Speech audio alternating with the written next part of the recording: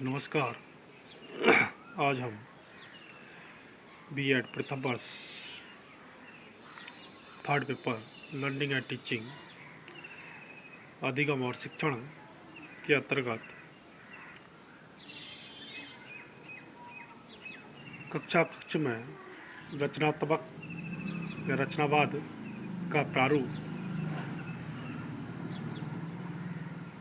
Pyramid of कॉन्टेक्टिविज्म in classroom का अध्ययन करेंगे।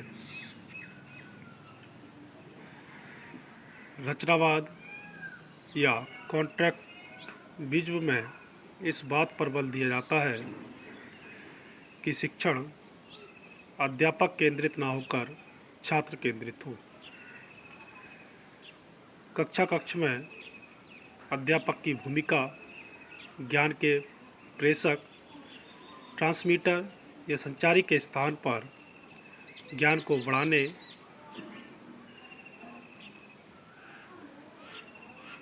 बढ़ाने वाले अन्वेषक, प्रबंधक, ज्ञान की खोजबीन करने वाला एक्सप्लोरर, मार्ग निर्देशक, नेविगेटर के रूप में बदल जाती है।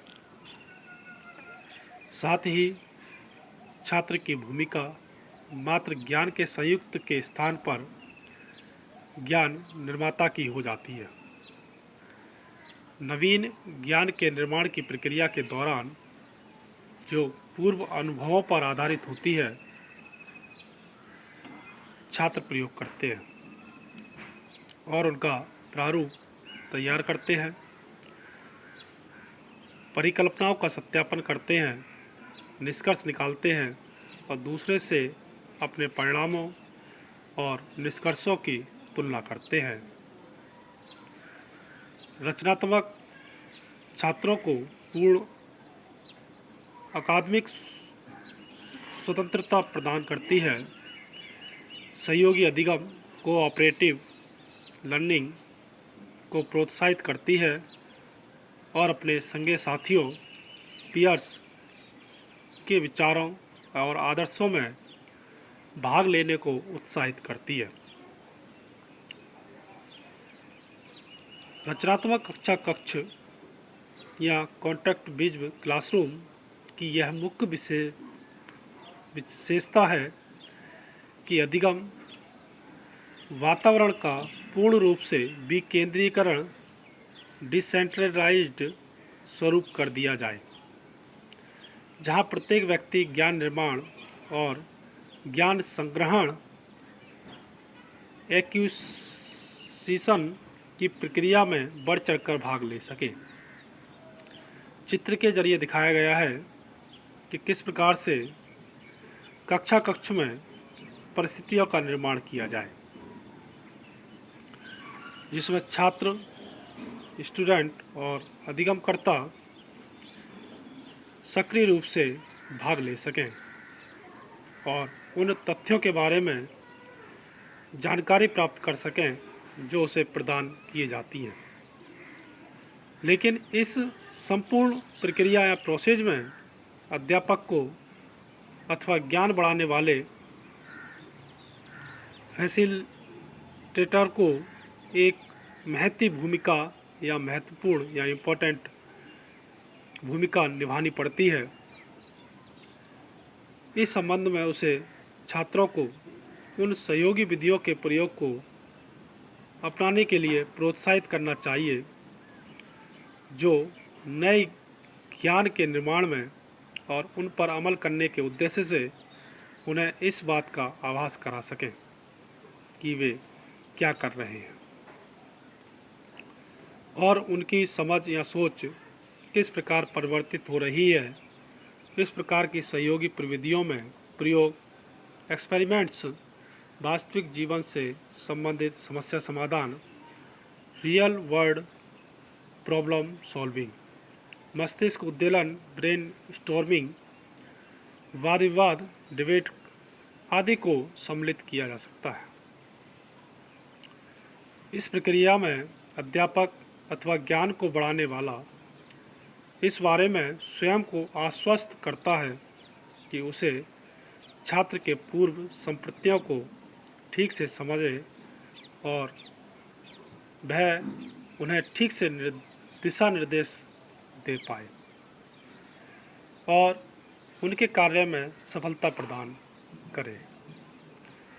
रचनावादी अध्यापक कॉन्ट्रैक्ट विज़्ड टीचर्स अपने छात्रों को अनवरत रूप से यह देखने के लिए प्रोत्साहित करते हैं कि नवीन ज्ञान प्राप्त करने में उनकी सक्रियता किस प्रकार सहायक सिद्ध हो रही है। स्वयं के बारे में और अपनी प्रविधियों के बारे में आकलन करते हुए छात्र रचनात्मक कक्षों में आदर्श रूप से दक्ष अधिगमकर्ता या एक्सपर्ट लर्नर बन जाते हैं। ऐसा अधिगमकर्ताओं को प्रभावी अधिगम के लिए सशक्त उपकरणों या टूल्स से परिपूर्ण कर देता है। एक सुनियोजित और सुव्यवस्थित कक्ष छात्रों को यह समझाने में सफल होता है कि ठीक से कैसे सीखा जाए। Who's to learn better।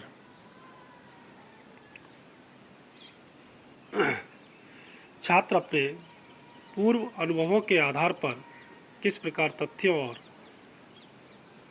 समझ को विकसित कर सकते हैं।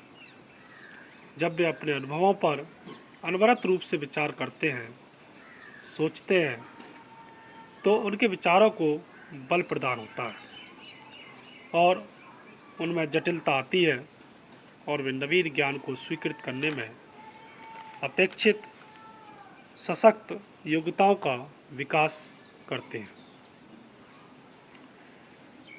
इस संबंध में शिक्षक का मुख्य कार्य इस प्रकार के अधिगम को प्रोत्साहित करने और उसे व्यवहारिक स्वरूप रिफ्लेक्शन प्रदान करने का होता है।